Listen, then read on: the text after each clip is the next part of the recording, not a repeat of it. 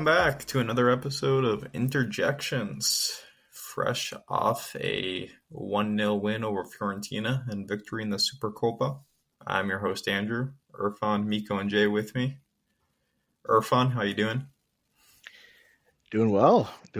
Anyone find out or anyone remember who got the assist in our goal?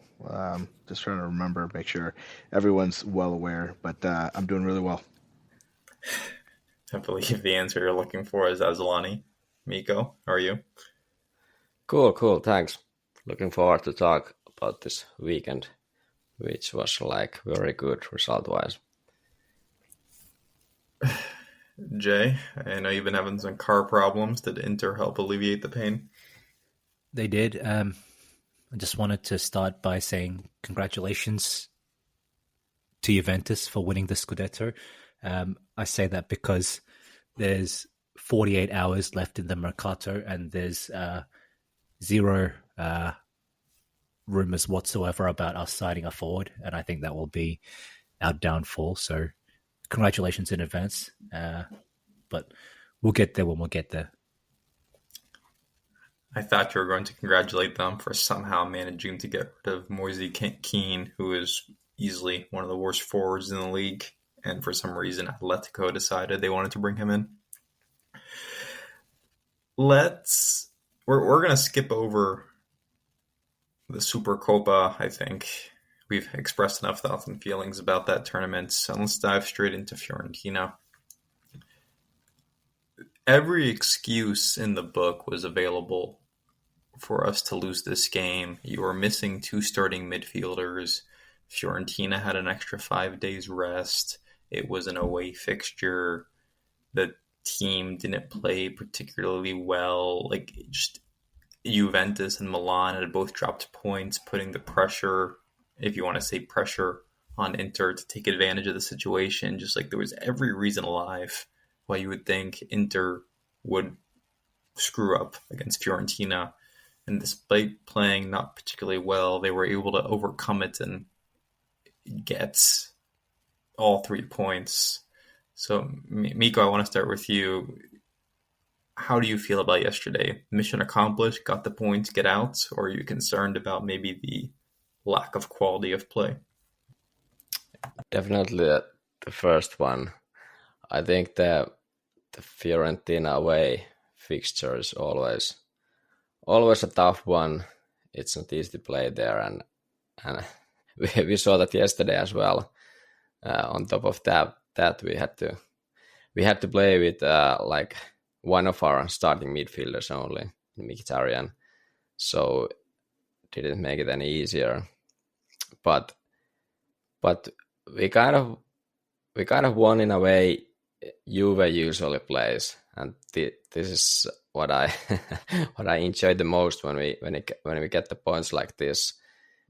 Even though we usually play much better, but this time it wasn't like that. Even though I gotta say we could have scored many more goals, we just managed to somehow screw up those counterattacks time and time again.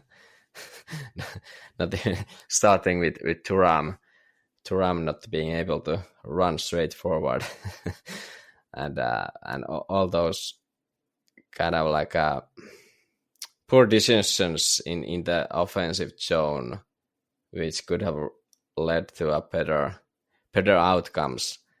But of course we can't deny that Fiorentina pin us down to our penalty box quite a lot, or at least in the second half it was a bit of a struggle for the team, and there was all kinds of incidents in our box, but luckily we managed to survive this one. Very, very pleased with the result. A couple observations from the match, I guess. The first 20 minutes or so, Fiorentina had a lot of chances. Nzola scored 1 or 2 offside goals in this match, or just had clear-cut chances and just couldn't seem to do anything right. But then there was a good stretch, and the commentator on my match mentioned from the 30th minute until about the 75th minute, Fiorentina didn't have a shot on goal. So despite the fact that we couldn't really play out from the back and we were struggling with possession, we were actually doing a good job of limiting their chances when you factor in kind of the offside shots. Jay, same question to you. Like, how concerned are you about the rough style of play and maybe some of the blatant misses we had in front of goal? Mkhitaryan had a bad one. Thuram obviously fell down, as Miko mentioned. How concerned are you about that versus just happy to get out alive? Because for what it's worth, we haven't had many games like this season. Good question. I'm not convinced there's like an ongoing trend that we're in like a slump. You know, like last season, we seem to have a stretch of 3, 4, 5, 6 games where we just couldn't score and kept losing and drawing. This is obviously nowhere near as bad as that result-wise. But I do get what you're saying, that we seem to be... I mean, what game was that? Before Monza, and I think before the Monza game, we were talking about this, how we just couldn't get any of our transitions right. And we got the movements right for the first 50%, but then, you know, the final ball, or like the correct decision was missing repeatedly. So not too concerned, but I guess it's just one of those things that happens when you're not 100% in sync. Yesterday, as you guys mentioned, we had some starters missing, so that's one cause for not being 100% or functioning at 100%. And so certain things were just not working. Like even the early chance we had where Thuram played in Carlos Augusto, he did everything correctly, but there was, and this is going to sound really harsh, but that ball to Augusto needed to be perfect, and it was just a tiny, you know, he needed to hit it with like 5% more power, you know what I'm saying? 10% more power, so it reached Augusto first rather. But, you know, he just underhit it by a tiny bit. Like, these are the small margins that really make or break. If Thuram stays on his feet, he gets one-on-one with the keeper instead of just falling over in the middle of nowhere. And there's a few other things, like Thuram played a nice shot off to Fratesi, who kind of shot it straight down the middle. And obviously if Fratesi side foots that a little bit to the side, maybe he forces the keeper into a save, or maybe he even gets the ball into the net. So these kinds of small margins are always frustrating when they don't come off, but not too worried, to be honest. Irfan, I want to get your thoughts on the midfield. You can drool over Aslani as you wish. In all seriousness, happy to hear your thoughts on him. Fratesi also is receiving a pretty hard time online for his performance. I think you saw a lot of what Fratesi's good at yesterday in terms of the direct runs, and then maybe some of the technical limitations, just in that he's not a metronome on the ball who you want helping build up from the back in the way like Hakan or even Barella is to an extent. So he was receiving a bit of a hard time online. So curious your thoughts on the two replacement midfielders. Yeah, good question. I think, overall, I was generally pleased with Aslani's performance. The corner kick in for the assist was good. It's something that they've been working on a lot, to kind of, have the corner come in at a fast pace, kind of in the front side of the box, the near post. And it looks like it worked out, which was nice. Great header by Lautaro.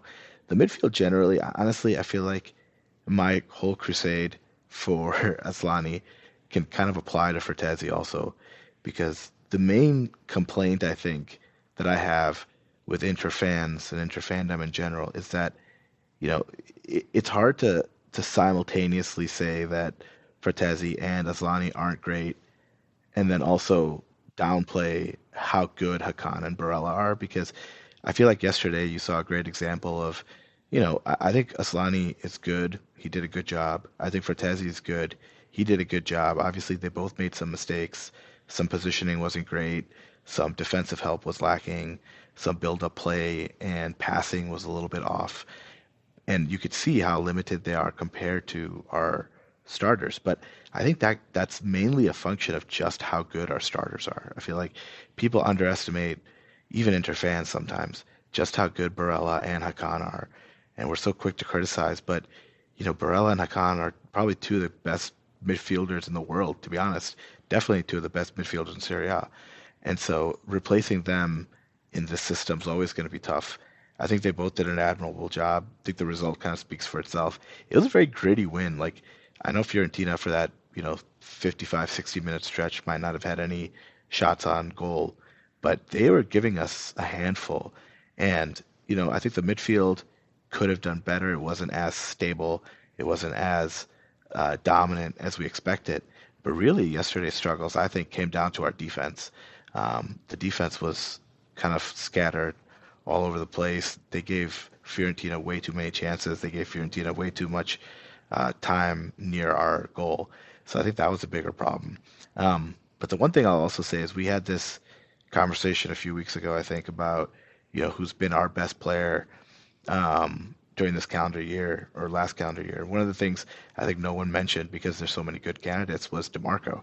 And I'm starting to notice now that without DeMarco, we seem to struggle a little bit in attack and in generating chances. And so, in addition to the two midfielders, I think we really did miss DeMarco. And that combination of DeMarco and Bastoni is something really special on that side that we missed again. Yeah, that's a good point. And we were talking about the players missing from this game. We hadn't hit on him yet, but I think the reason for him not starting yesterday was probably something to do with just like balance in the gameplay. And you put two players who aren't particularly gifted defensively into the midfield, and I understand wanting to use Augusto to maybe try and balance things out.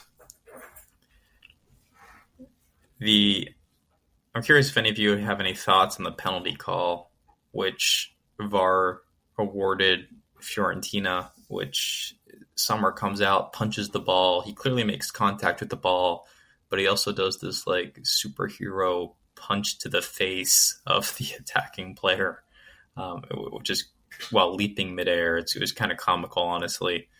So there's like an old school line of thinking of like if the keeper makes contact with the ball, he's immediately immune from like follow-up actions, versus like the line of thinking of, okay, this was a reckless challenge.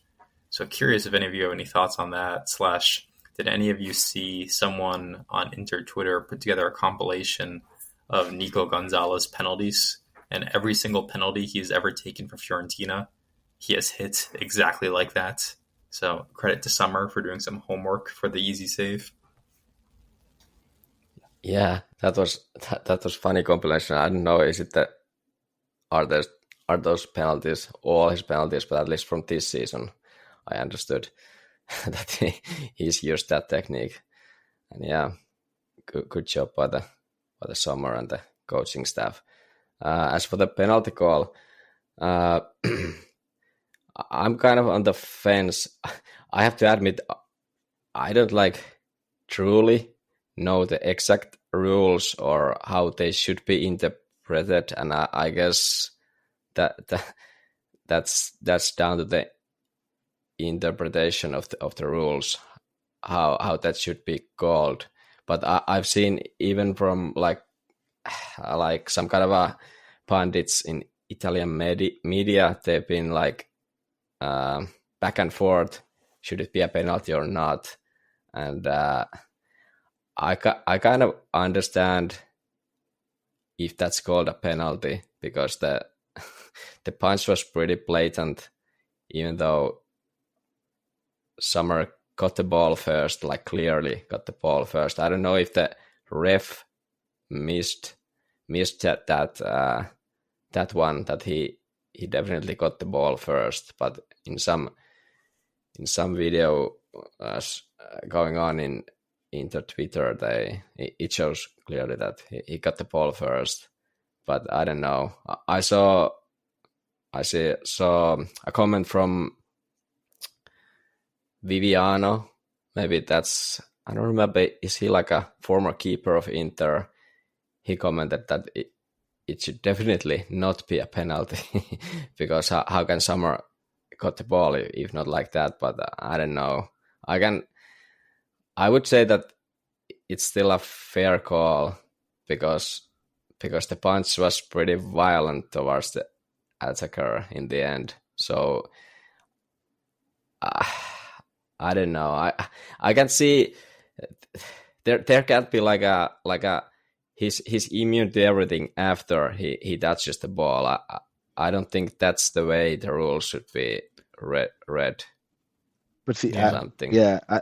I kind of disagree. I thought it was a horrible call, and for one main reason, right? I feel like, first of all, goalkeepers are special on the pitch. They have the ability to use their hands in the box that nobody else has the ability to do in any part of the field. Except And as a Delete. result, yeah, or Stigger Larson. But I feel like one of the things that comes with that is that the rules are going to have to be different. Like every player, when they're using their feet or when they're using, some other part of their body on the pitch, they know the rules when it comes to follow through. They know the rules when it comes to control. But the rules for using your hands in the box as a goalkeeper, I think, are pretty broad. And honestly, on so many different types of plays, like crosses in or corners, it's not uncommon for the goalkeeper to rush out, use his hands in a punch. A lot of times they miss, but if they didn't miss, if they actually touched the ball and on the follow through they hit somebody, I don't see how you can start calling that a penalty because by definition they're always diving towards something to save something, and I don't know. It seemed like a horrible rule to me. Like if he misses the ball, if he whiffs completely, I get it. But I kind of feel like as long as he got the ball and he laid his body out to get the ball, then I just don't see how you can call that a penalty. Jay, I'm also curious maybe your thoughts on our goal. I saw a few people complaining that Lautaro maybe committed a foul on his route to getting the header. Don't know if you had any thoughts on that. I think that was super soft. I don't think there's anything there whatsoever in the Lautaro goal. Parisi did pretty much the same thing, literally on the corner right before that corner kick, resulting in the goal as well. It was from the opposite side, and he went down after like a routine coming together, like clutching his face. So I don't know why Fiorentina had Parisi marking Lautaro, but he was obviously looking to milk any contact. And I mean, yeah, Lautaro extended his hand, but like when you have a tussling together of players, you expect a certain degree of shoving and light kind of jostling for position. And if one guy just decides to go down like he's been shot amidst that jostling, then, I mean, you can't really hold that much sympathy for them, especially when that jostling for position never really exceeds anything routine. So as far as our goal goes, completely routine. There was another incident that is seeing a bit of controversy, which was a Fiorentina penalty shot when Bastoni and Acerbi were kind of holding on to some players. But that was like a classic microcosm of what you see in corner kicks when they highlighted what the Inter players were doing. You had three Fiorentina attackers, each with both of their hands on Acerbi, Darmian, and Bastoni, and then you had Bastoni, Acerbi, and Darmian each with their two hands on the respective attackers. So like you had three one-on-ones going on, and it looked completely even. I don't believe the shoving or pushing was particularly egregious by our guys. And then the Fiorentina guys just happened to kind of run into each other and go down and start looking for a penalty. So I think the ref made the right call on both of those. And regarding the penalty incident that they were awarded a penalty, I'm pretty ambivalent, to be honest. I get both perspectives. Obviously, Sommer did get the ball first.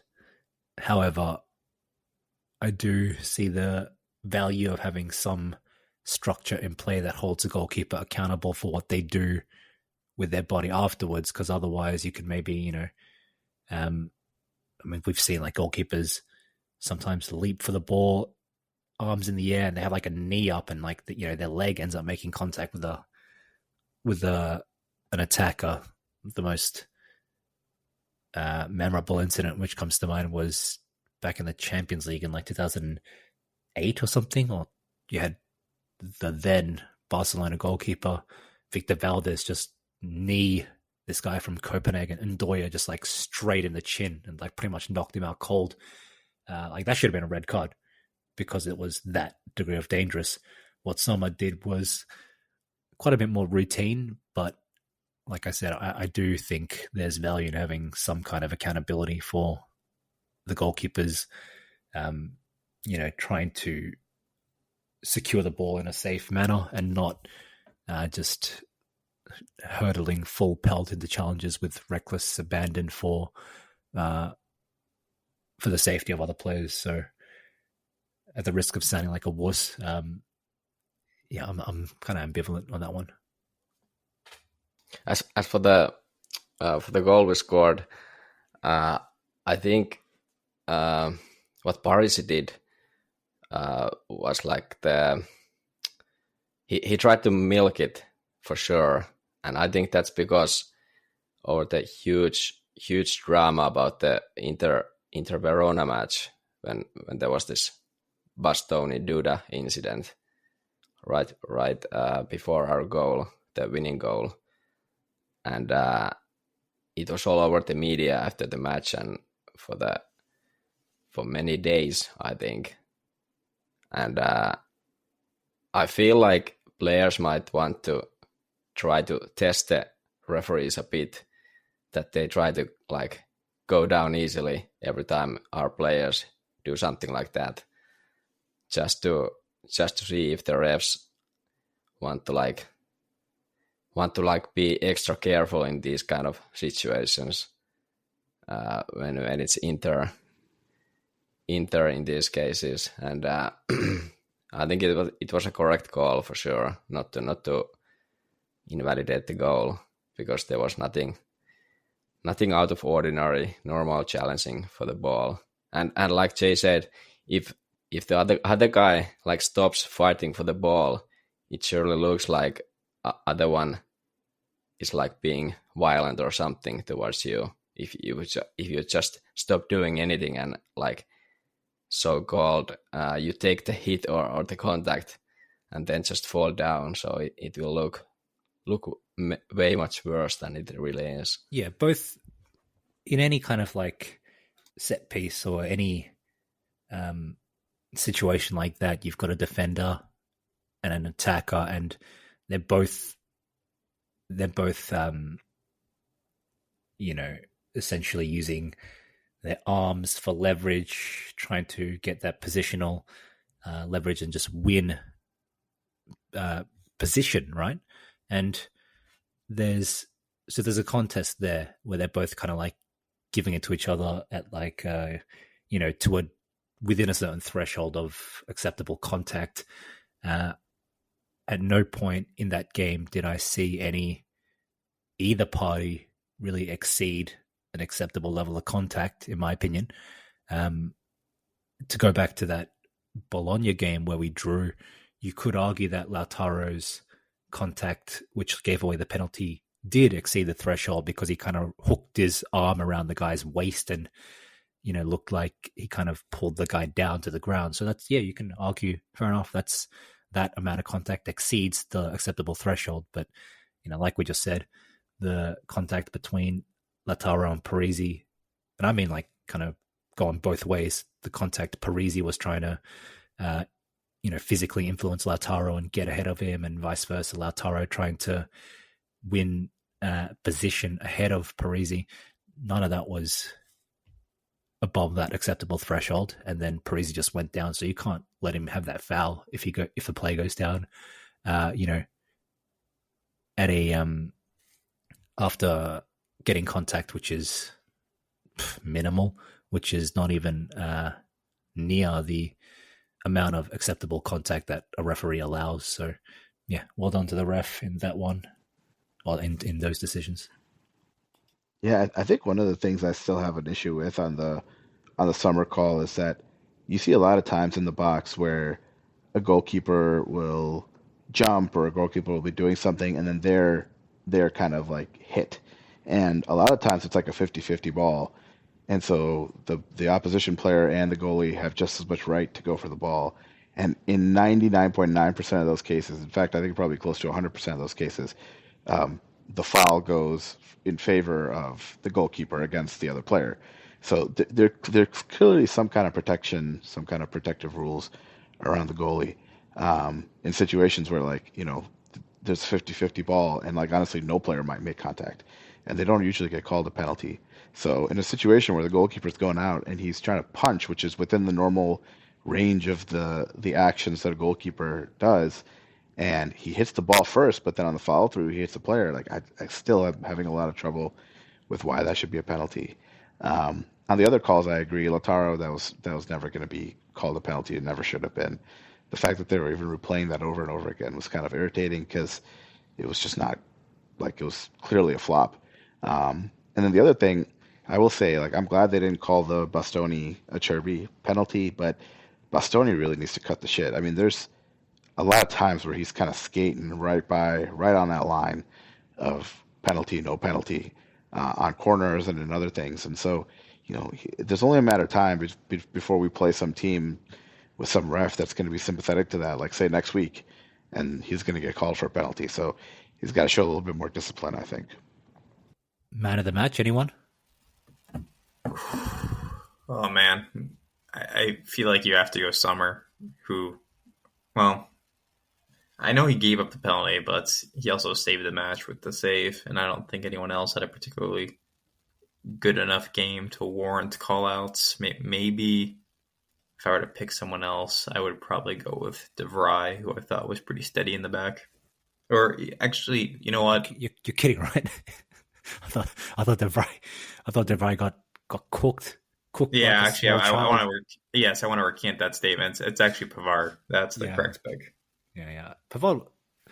I thought Pavard was quite good. I found it infuriating that within seconds of being booked, he got subbed off. I think that was coincidental. I think the sub was already ready to go. That's what I'm telling myself to kind of try and calm myself down. But I think you hit the nail on the head. It has to be probably Pavard / Sommer.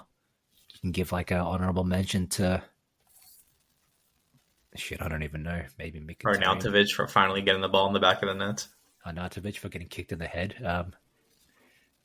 I think Mkhitaryan was pretty good. Yeah. I think he was his usual self, which usually is pretty good. I knocked him down 2 pegs to that horrible finish.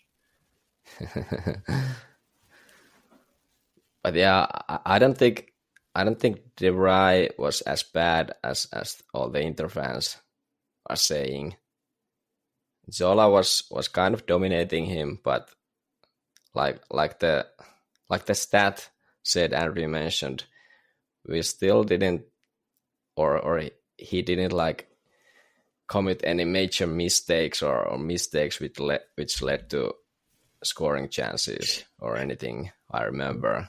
Yeah, when a defender gives up 2 offside goals, you have to ask yourself: was this astute defensive play, or is he lucky as all hell to get out of there without conceding? And I don't know where I fall on yesterday's 2 offside attempts, but like your point, Miko, we weren't giving up shots on goal, which I think the backline gets credit for. Do you think there was this incident where Fiorentina played a long ball in, and Zola clearly kind of shoved De Vrij and then won the ball, turned and then shot, and then luckily Pavard kind of blocked it, and the ball just bounced very nicely to Sommer. Had that gone in, do you reckon they would have VAR'd and disallowed that for a foul? I think yes. I think yes. I think the push was pretty blatant. It wasn't two-handed, but it was like that. I mean, that was like a far more impactful kind of extension of the arm. I remember when at halftime, the commentators, not the commentators, like what do you call them, the panelists, the pundits, whatever. These guys were going into like this micro detail pretty much defining what is an extension of the arm, what is like a shove of the arm, and they were focusing on, the movement or the mechanics of Lautaro's elbow movement towards Parisi on the goal. And I'm like, fuck, man, way to overanalyze an absolutely nothing point. But by comparison, I thought, I was talking about that threshold of acceptable contact. I thought Nzola's kind of shove or extension of his arm against De Vrij on that one was far, far, closer to exceeding that threshold, or did exceed that threshold more so than Lautaro's kind of fending off of Parisi on the corner. Yeah, Yeah. I think that's right. Yeah, usually if that kind of play happens in the midfield, they just call it every time. If there's like that kind of an aerial ball, and then the other guy just pushes other guy to the back, and the guy falls down. I think they should. It would have been a war and probably a disallowed goal. Yeah, one other thing though that's irritating me, and I hate to keep going back to this point, but it also struck me as really weird that on the Sommer penalty call, VAR intervened. They took a while. They weren't decisive. They told the ref to go take a look, and the ref literally, as soon as he got there, probably looking at like one frame, gave the penalty. I haven't seen that before. Usually, if VAR doesn't decide and leaves it at the discretion of the ref like probably takes longer or takes just as much time as VAR did. Whereas this guy went over there, saw 1.5 seconds of some clip, and just awarded the penalty decisively right then and there. That was really weird. I'm sure there's some recency bias in there, but has anyone seen VAR, or has anyone seen an incident where a ref makes a decision and then VAR says, well, you want to take a second look, and then the ref upholds his decision? Has anyone seen that? Does that ever happen?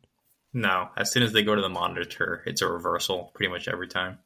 Yeah, I don't like that. I don't like that, to be honest, but whatever. I think about what Irfan said. It's a good point, because if he calls it first time that it's nothing, then what is he checking in the video and makes him call it a penalty then?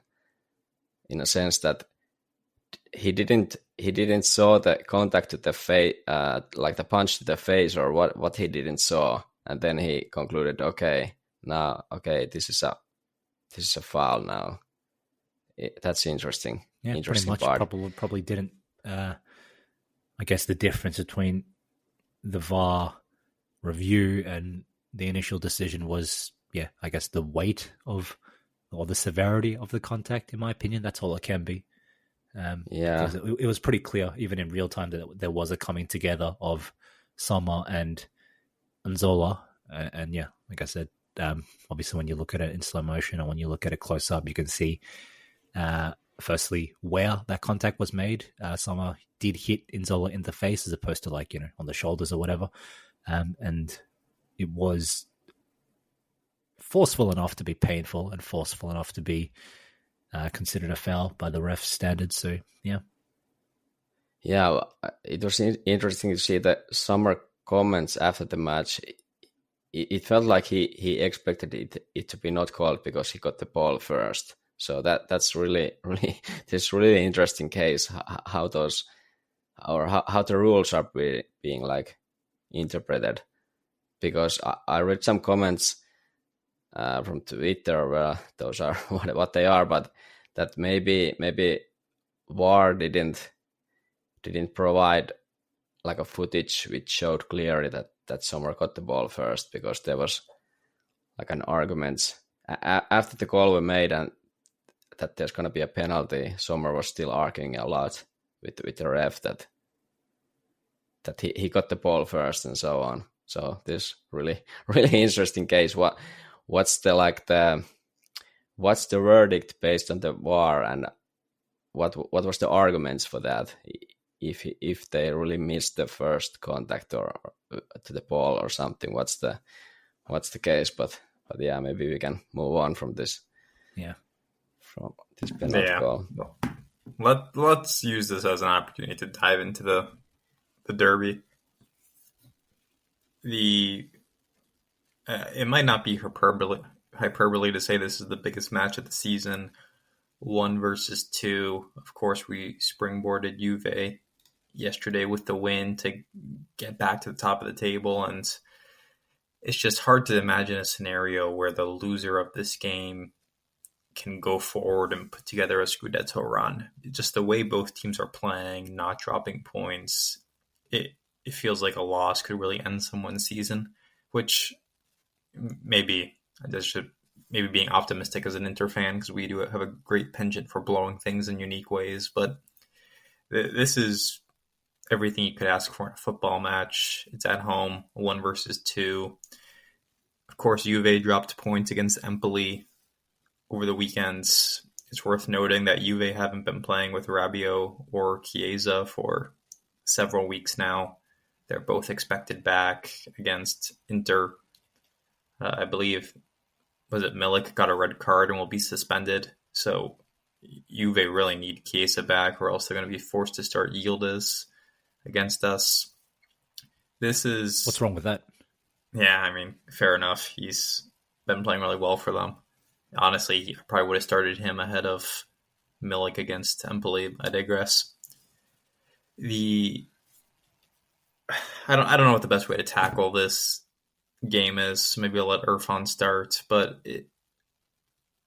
I don't know. This is truly for everything. And I guess what approach do you want to see? Like, would you rather us sit back and try to Allegri Juventus in terms of inviting pressure forward, or do you try and get a goal early so they can't play the ridiculous 1-0 shell that we almost fell into in the away leg? Because if you remember, in the away leg, Juve got an early goal, and I think we all collectively thought the fixture was over because they just tend to not concede from those positions. So, being at home, how would you attack this thing? Yeah. I mean, you're right. This is about as massive as it gets.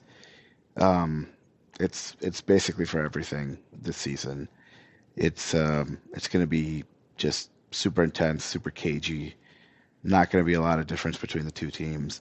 But I honestly feel like the only way we can go in this is we have to come out on the front foot. We have to be super aggressive.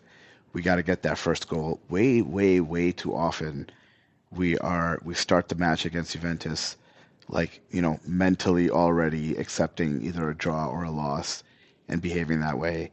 And them scoring first is it's terrible because the way they play. I feel like if we have a chance to win this game, it's going to be because we score first.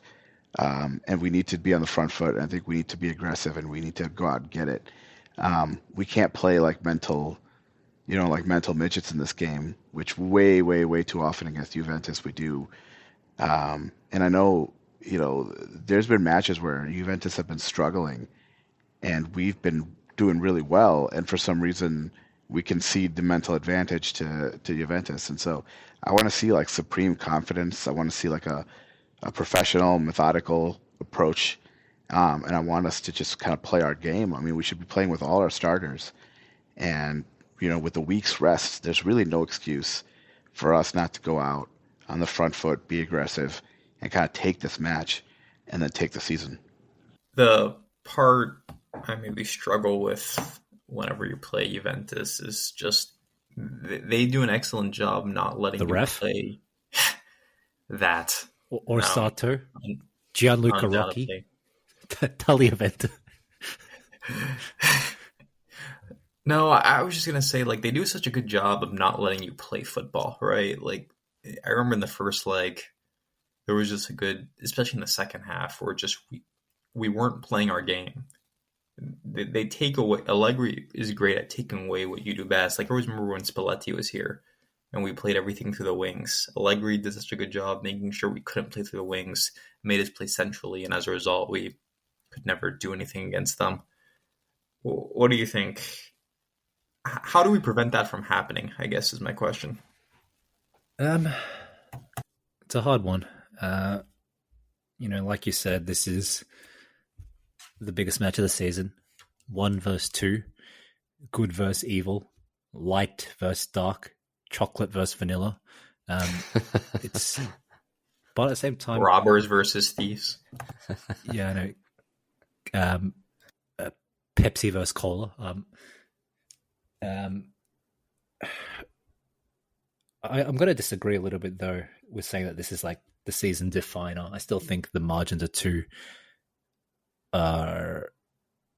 too slim to be considered like a fatal blow or like the winning kind of chess move, if you will, one way or the other.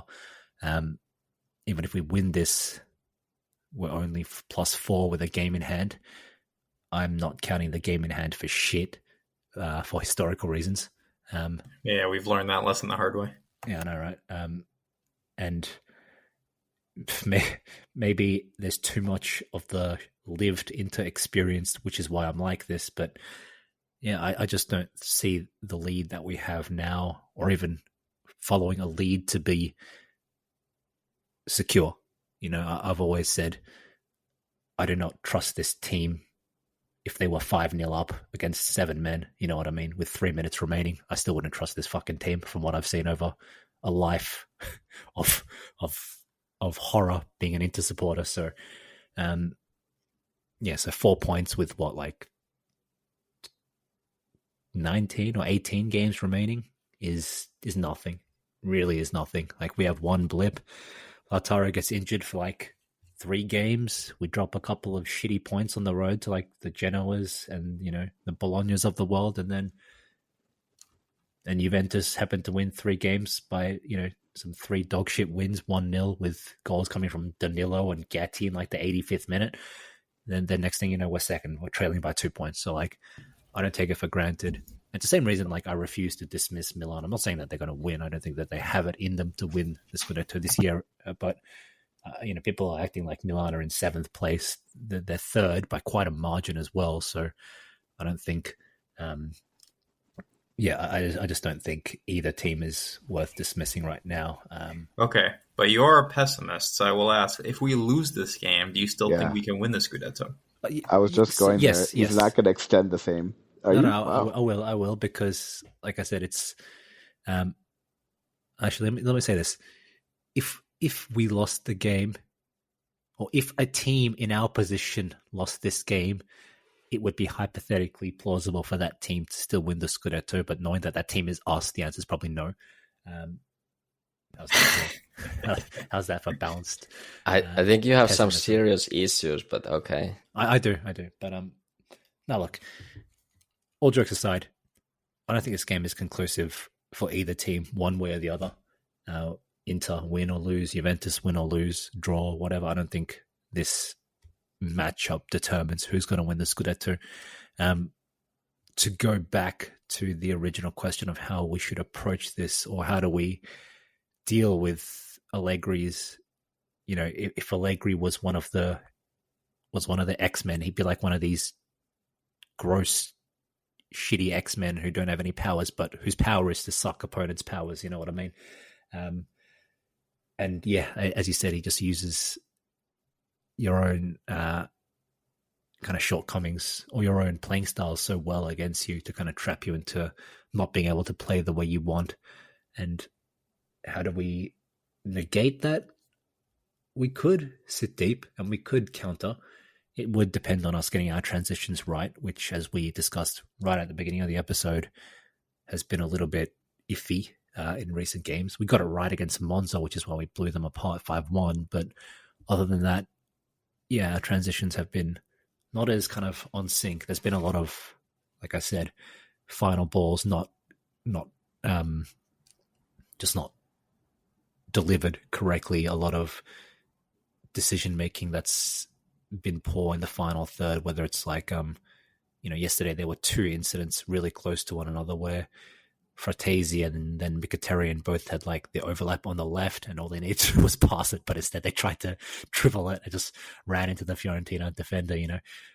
Small things like this, if we get them right, then we should be in a really good spot to hit Juventus. But if we don't get them right, it's going to be a really, really long night. So I think, given we're at home, we should try to start on the front foot.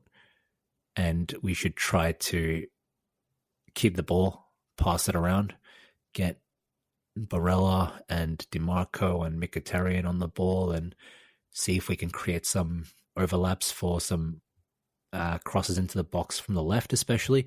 I'm thinking of that first goal we scored against Lazio in the Supercoppa semi-final, where there was some, interchange between Bastoni and DiMarco on the left flank, and then the ball eventually came to Thuram, who scored. Things like that. In order to do that, we need to have the ball, and we need to have them. We need to have it high up the pitch. So I would go out on a limb to say that I want to see us take the game to Juventus early, especially. But I want to see us have the kind of maturity, the awareness, and the kind of tactical flexibility to be able to adapt as well. One of my kind of main pain points with Inzaghi over the time he's been here has been somewhat of an inability to adapt to how the game's unfolding in real time. It's a common complaint among Inter fans that his substitutions are routinely 5, 10, 15 minutes too late. But more so, there are times when it feels like the pace of the game has slowed and that we should kind of hold the ball a bit more and just slowly pass it out, slowly kind of inch forward as a team, and then kind of establish our formation in a more forward zone, or to occupy a more forward space. And instead we just go for these really fast and loose plays out the back with, Darmian goes back to Sommer, who goes down to Bastoni, and Bastoni does a little give and go with DiMarco, and they play this long ball down the flank to the wide runner. But Lautaro's, or even Thuram, they're not like tremendously fast players, so they might not get the ball, and then Juventus attack again, and we just do the same routine of trying to like go long or play this one-touch vertical football, which doesn't always work out. So yeah, just having the wherewithal to be able to balance the possession style of play that we have, the slow build-up style of play that we have, to with the kind of more rapid transitional play that we have, I think is key. So if we can find a good balance, that would be brilliant, and I think that would go a long way to securing us a good result. I want to comment on the standings-wise. I think if we win this match, of course the Scudetto is not like sealed after that, but our odds will they will jump rocket tremendously if we have like a 4-point lead with a game in hand.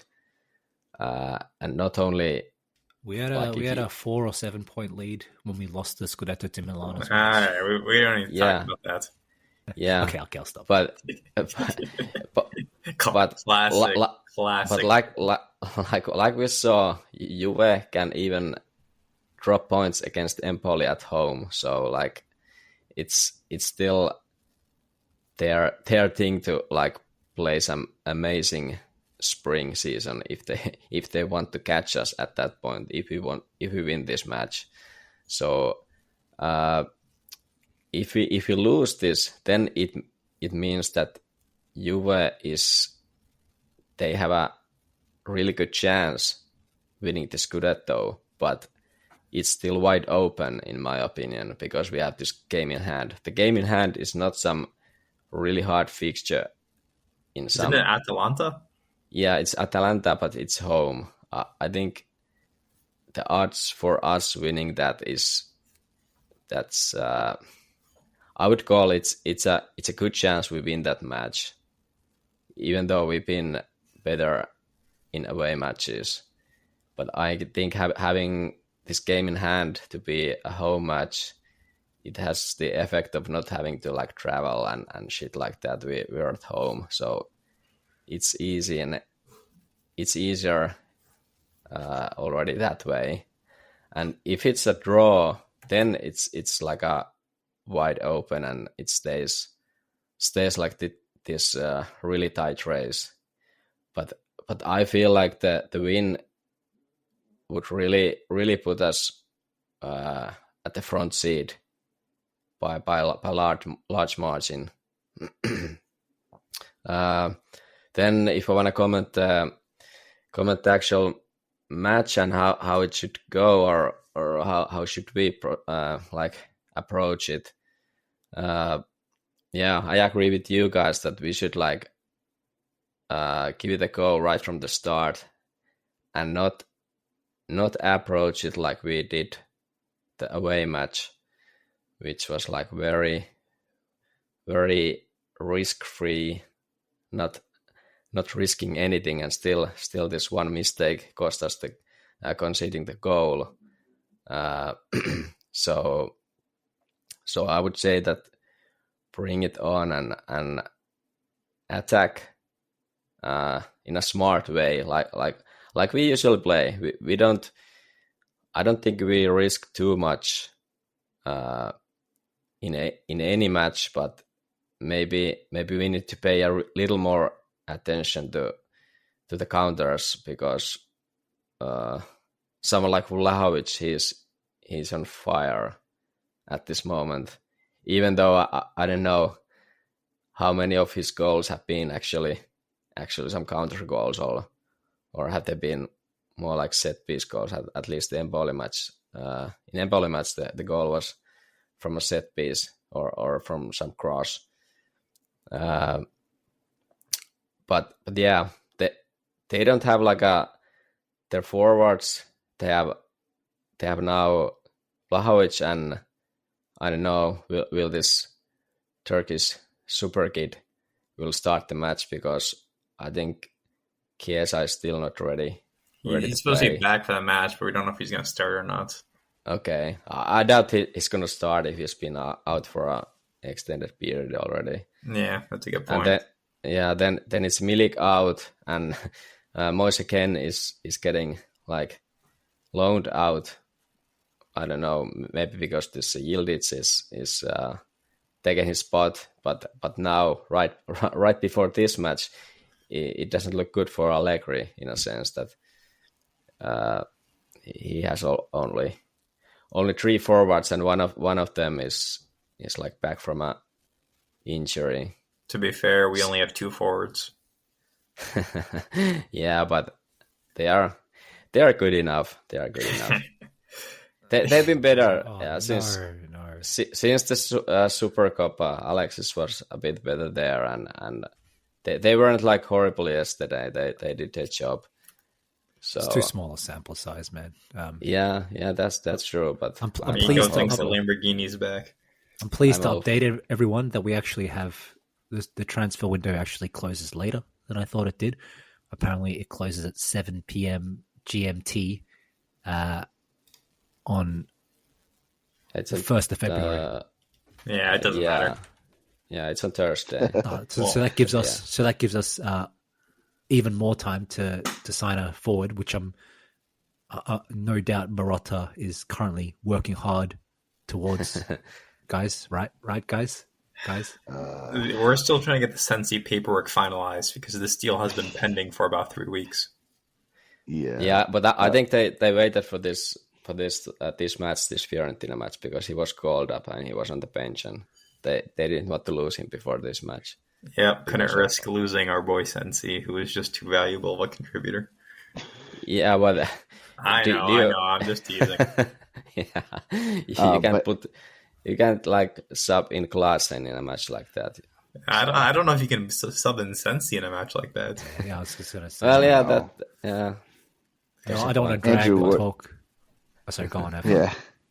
I was going to say, Andrew, what do you think about the Juventus match? I mean, I think the biggest concern I have is that, Inzaghi being Inzaghi is going to come out and tell the boys to kind of settle down for the first half and make sure we don't get sucker punched in some way, and play a very rigid, kind of cagey first half just to see and absorb all the pressure. And then I just worry that he's going to be in make sure we don't lose this match. A draw is fine for us, versus go out and get a win and take the match. Maybe because we're at home, it'll be different. But I don't know. What do you think, Andrew, about our chances? I have to try and remove the emotional baggage associated with this fixture for me. Just for the past 12 years, we've been so unsuccessful winning this game that I'm really trying to overlook the past results and focus on this actual matchup. And I really do think this matchup favors us in a lot of ways. I think we're the better defensive side. I think we've got the more potent attack. Like, I think there's a clear path to winning this game, and it probably runs through DeMarco's flank. And I could easily see a scenario where we win this game 2-0 on the back of a good defensive performance combined with, some good individual link-up play. I'm just really struggling with just how much success Allegri has had against us and how generally poor he has made us look. Yeah, I'm optimistic about this. Like, I really think we can get the job done here. If I had to lay out a path for a loss, like how do we lose points in this game? I think it's going to be like Quadrado own goal. Thankfully unavailable now. I think it's you let Juventus score early, you let them go into the shell, and you struggle to break them down. The broadcast yesterday showed a crazy stat that we haven't conceded a goal in the last 15 minutes of a fixture all season. So I like to think that if we get a lead, we're going to be able to defend it. We're going to be able to hold on to it. Using that logic, my biggest concern is if we let Juve score early. And being at home, I think we need to answer my earlier question I was posing to you guys. I really think we need to come out aggressive and headhunting earlier and trying to impose ourselves in the game, make Juve pin them back, make them sit deep for the first 10, 15, 20 minutes if you can. And if you're able to do that, you can maybe put this game away early. Quickly, two things. Yeah, I think got to give credit to Inzaghi for kind of lifting. I mean, on one hand, it's such a conundrum, isn't it? On one hand, he can be so cowardly and conservative with the way he, weirdly prioritized like the Coppa Italia over the Champions League, which did not work out. Exactly, which completely backfired. His subs and all this kind of stuff. At the same time, I feel like we've mentally just been more up for big games. Like you see it in the Champions League. Obviously, last season we played up to Man City, and the players themselves spoke about how, that gave them confidence that they show that they belong at this level, that they can compete with these like elite of the elite teams and go punch for punch with them. And so I'm less worried for this game that we'll have like some Spalletti type just mental collapse where we'll look like, just awed and give Juventus way too much respect, like we're scared of them kind of thing. So that's a load off my mind.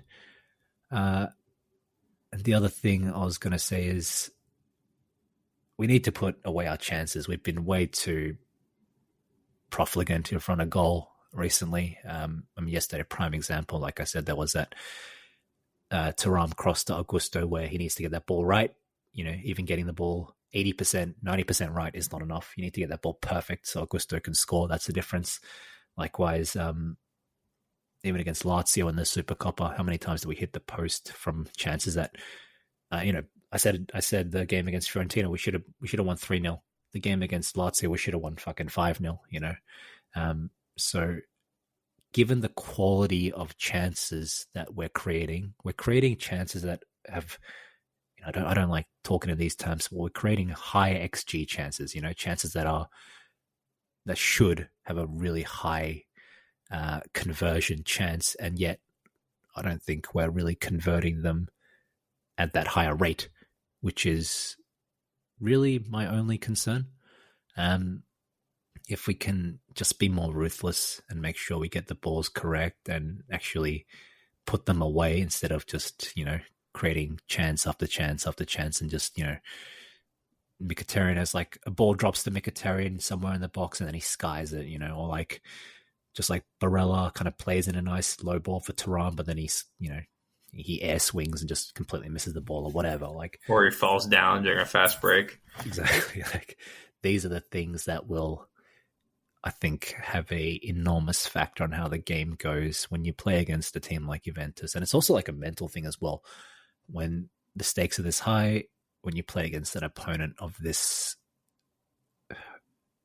I almost don't want to say of this caliber, because I truly believe this is the worst Juventus side in terms of personnel in years. But nevertheless, when you play against a rival that you have such animosity with, taking your chances is a sign of dominance if there ever was one. So, being proactive and forward thinking and playing in an attacking, brave manner is all well and good, but it means jack shit unless you actually put the ball into the net, So otherwise it becomes the typical kind of narrative of a lot of fan banter over the past years, where it's like Inter fans are left with nothing but excuses. Oh, we hit the post 3 times. Oh, there was a controversial penalty given. Oh, Juventus should have had a goal disallowed because this guy caused a foul in the build-up. It's always been excuses and, crying about the refs is what the narrative towards Inter fans has been. You can eliminate all that if you simply score your chances. So let's, I don't want to see Lautaro needing 5 chances to score a goal. And yeah, if we can get the chances in early, I think we've got a really, really good chance to win the game. Can you argue like we're the team with more pedigree at this point? Like when you look at this Juve roster, their old guard's gone. Most of these guys have not won a Scudetto with them. I don't know. Like we might have the quote unquote champions in the squad that they have had in years past. Maybe there's like a psychological advantage there. Not like Chiellini and Bonucci are gone. You know what I mean? How many players in our team have won the Scudetto though? They're all gone as well from Conte's team. We've only got the runners. Lautaro, Barella, De Vrij. Yeah, that's it. Bastoni. Bastoni. That's literally it, though. Obviously, Lukaku. Oh, Sanchez. Sanchez is still there. Sanchez, yes. Darmian. Oh, Darmian too. Good point. Like the point I guess I'm trying to make is like this team, like they made a Champions League final and they played well. Yeah. A good core of it has won a Scudetto. You can't say that about Vlahovic or McKennie or Gatti or Bremer. Like none of those guys have really won a trophy that matters with Juventus. So maybe we have like the experience and the know-how to advantage here. Well, you'd hope so. That's again kind of like this is the exact kind of thing I'm going to be ranting about if we don't win. Like we are in a better place than them. We play objectively better football than them, if you can be objective about such things. It's a shame about the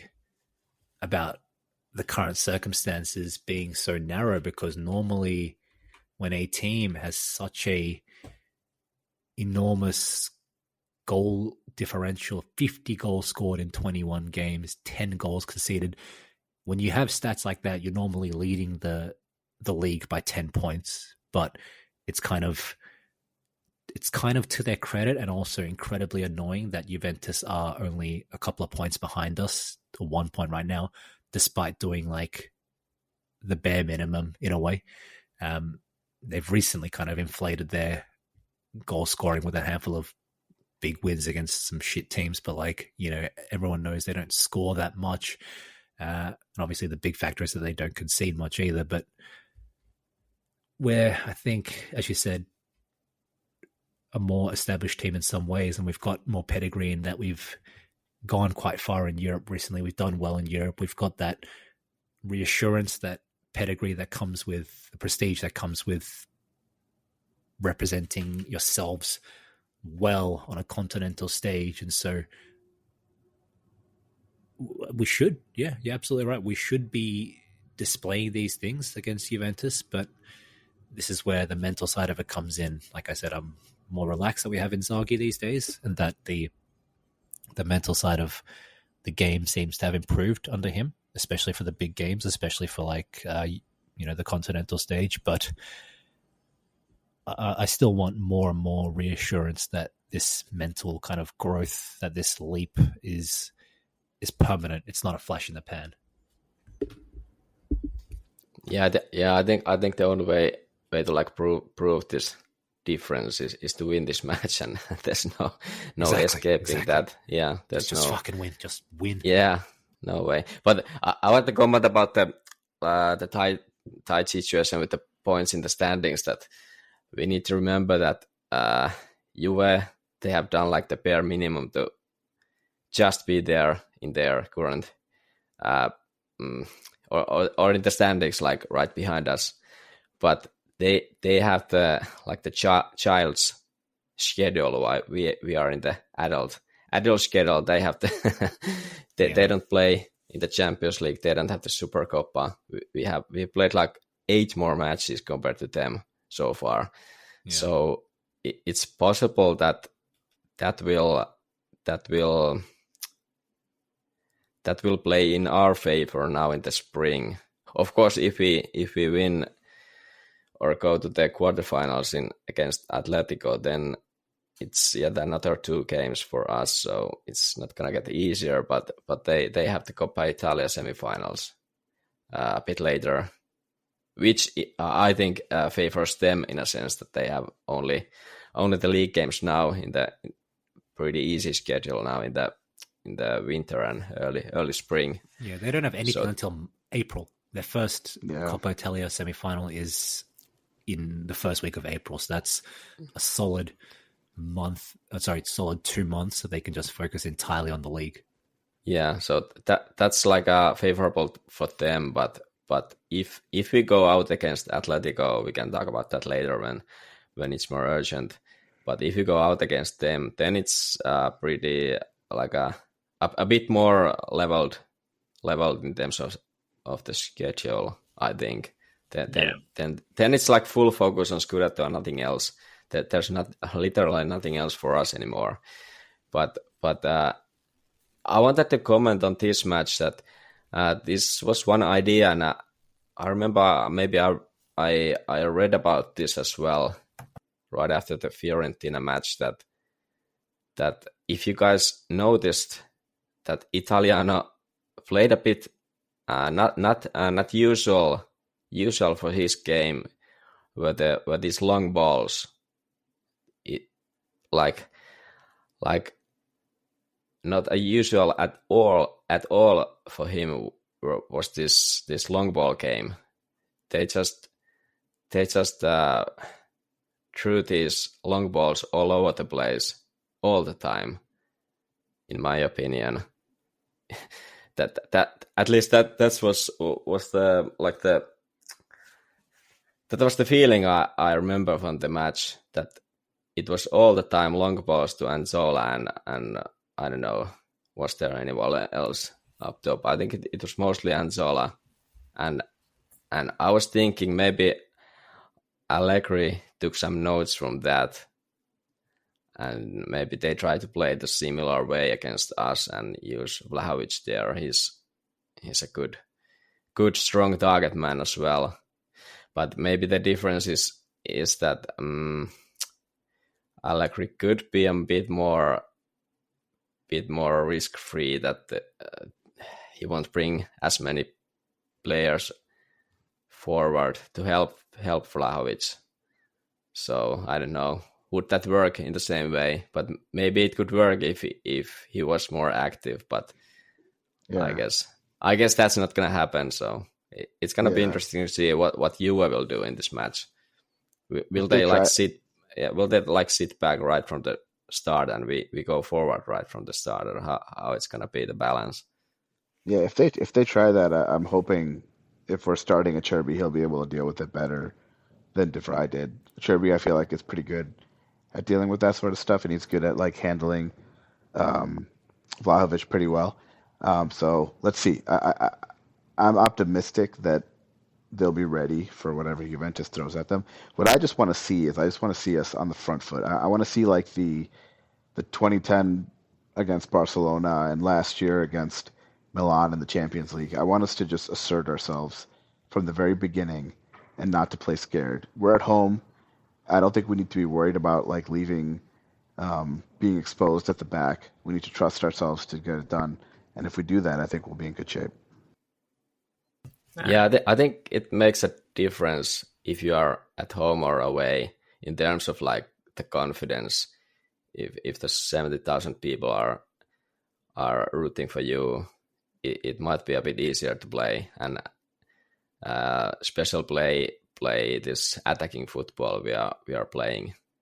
So yeah, let's hope we we don't do what we did in Torino last autumn, when it was very well, not scared, but very risk free and and no nothing to be given to Juve, and still will give them the goal.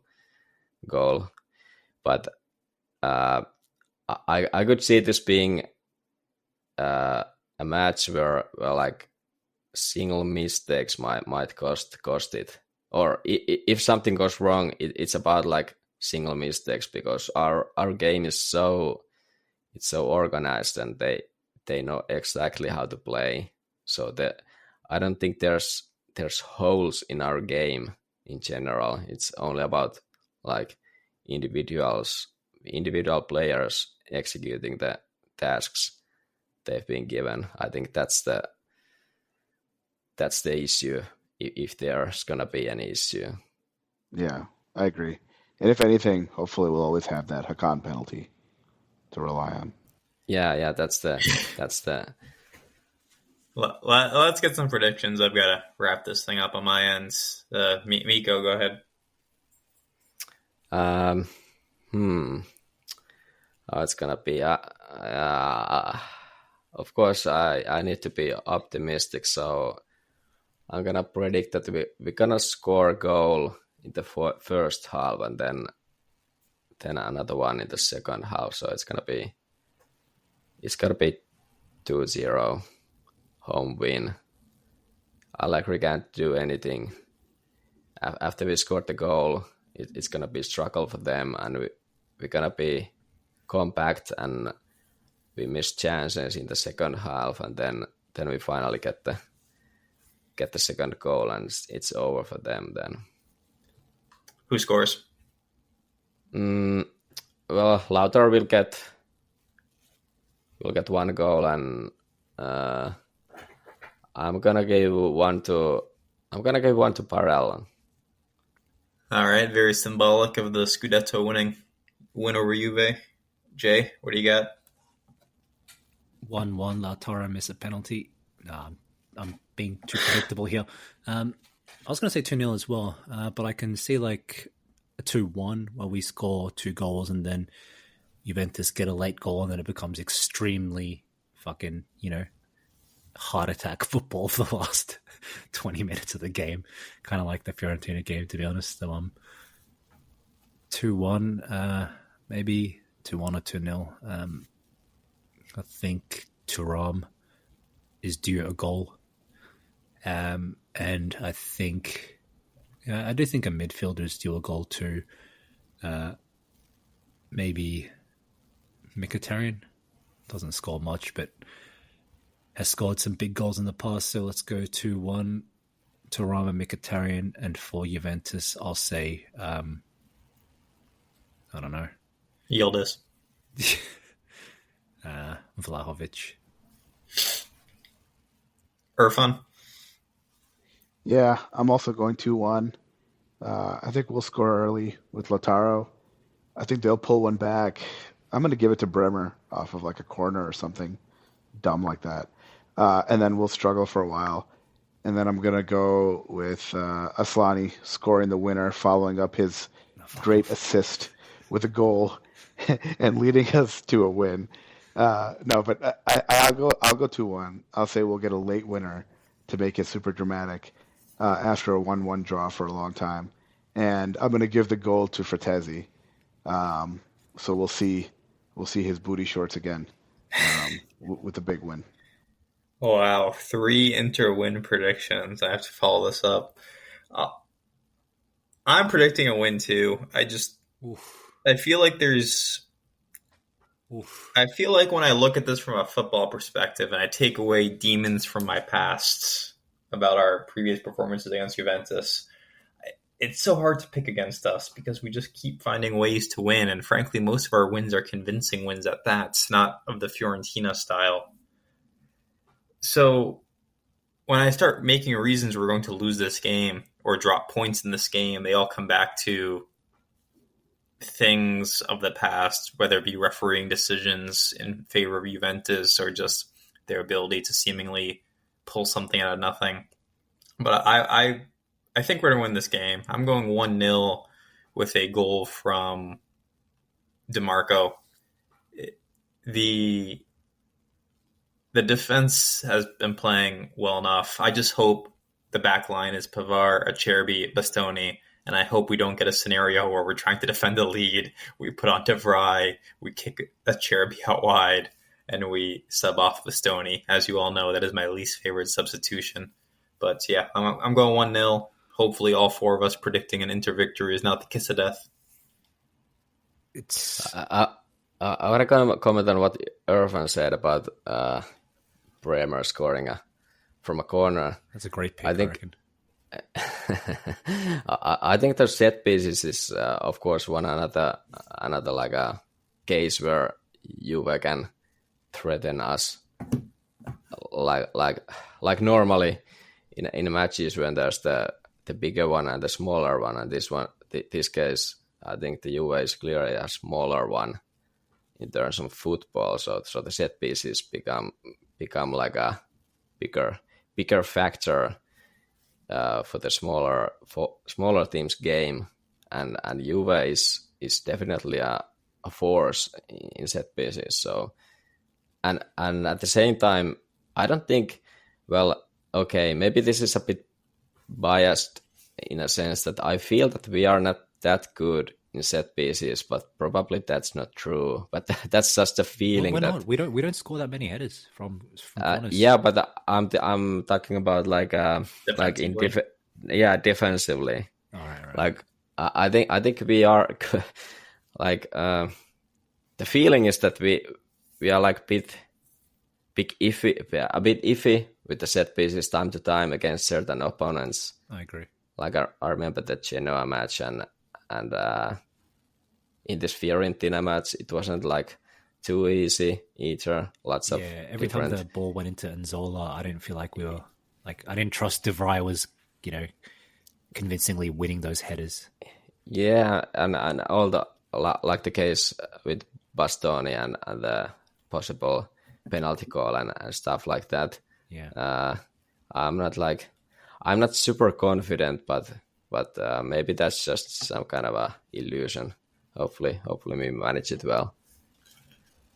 Just want to say it's fitting yet depressing that this episode should have included some Mercato talk because there's 54 hours left to the Mercato, but we've spent about 30 seconds on it because everyone knows there's no further action that's going to be taken. But if we can just wrap up with 1 minute on that, I mean, how do you justify not buying anyone? Like, I mean, despite the good notes that we're ending on here, like, is no one else worried? Like, we're losing two midfielders, Agume and Sensi. We're not bringing in any midfielders, which just numerically is ridiculous. And then we seem determined to just proceed with these two strikers, which is equally unacceptable to me. So I don't want to dampen the mood, but that Mercato is potentially, it has infamy potential to me. Yeah, it's a bit interesting that do we really go without like doing absolutely nothing. And Buchanan, we blew our entire Mercato budget on like a fourth choice right wing back. Even if he's a signing for the future, it's just so not a priority right now. It might have been a priority when Dumfries and stuff was injured, but apparently he's back and is obviously going to get, he's not going to, Buchanan's not going to play over Dumfries. So it's a bit of a puzzling one. And yeah, like, look, even if I think we all agree there's a bit of an issue with quality in terms of our reserves, like if Klaassen can't be trusted to play 5 minutes, then why did we sign him to begin with? But so there's an issue with quality there, questionable quality over like the likes of Klaassen, Sensi, Agume, Arnautovic, Sanchez. But if nothing else, there's at least quantity. Now we're removing quantity as well by getting rid of, like I said, Sensi and Agume. That's -2 midfielders and no midfielders in. That just... Yeah, Agume and Sensi, they are gone, but they haven't like played a lot. So it doesn't like maybe affect that much. But then again, like you mentioned, Klaassen hasn't played much, and I think he should play more, or someone should play more, because our midfielders starting midfielders probably cannot keep playing all the time like they've done so far, or most of the time. We don't have, especially if you go to the quarterfinals in Champions League, it's gonna be a bit tricky. So I kind of agree that it's a bit strange. There's nothing going on, but I'm like secretly hopeful there's some sudden colpo di Mercato coming. Are you? Who do you think is our mystery signing? Caicedo, is that still an option? Well, different name but same nationality. Luis Muriel, maybe. Oh yeah, I would take that. I'd take it in a heartbeat. I don't take any functional forward and midfielder, but I just, like I said, I don't see how it's even like fathomable. I don't see how someone as smart as Morata looks at this striker situation and goes, yeah, that's fine. I just don't see that, especially given he knows better than anyone else what's on the line right now. We spent all the episode talking about what's on the line with this big match against Juventus, but yeah, to jeopardize that by not even signing anyone is, I think, really, really risky. And again, like I said, I just keep pointing to the midfield as well. Klaassen is not usable apparently, so that means we have 5 midfielders for 6 positions. How do you compete across 2 fronts for that? What if Mkhitaryan gets injured? What if Calhanoglu or Lautaro get injured for like a month? Yeah, well, in a sense, if Lautaro gets injured, we can't like fix that in this Mercato anyway. Yeah, true. Maybe the same case with Calhanoglu, but like lower the risk of injuries and just getting too exhausted. Maybe some kind of a viable option to the midfielder attack could be a case, because Lautaro seems to just starts every match, and it might start like we might see that at some point. I don't know. Like yesterday, to me it looked like he was playing and he was like he wasn't well. He was sick. He was coughing before the kickoff, and I saw that he wasn't running. He wasn't running like he usually does. He looked exhausted towards the end. Yeah. And, yeah, you're right. He had like he's kind of covering his mouth with his jersey. He was coughing. Like, yeah, it's not a good sign right before Juventus. But hopefully. Final thoughts on the Mercato. Yeah, for some reason I'm feeling kind of optimistic about Arnautovic. I know it's very foolish, but I feel like we'll be okay. But I don't expect any signings, and I just hope we don't regret it. Yeah, I know that there's some unresolved trauma for you with the whole Caicedo thing, and I know that you were pointing out parallels between this Mercato and the January Mercato of 2 seasons ago, when we needed to reinforce to secure the title.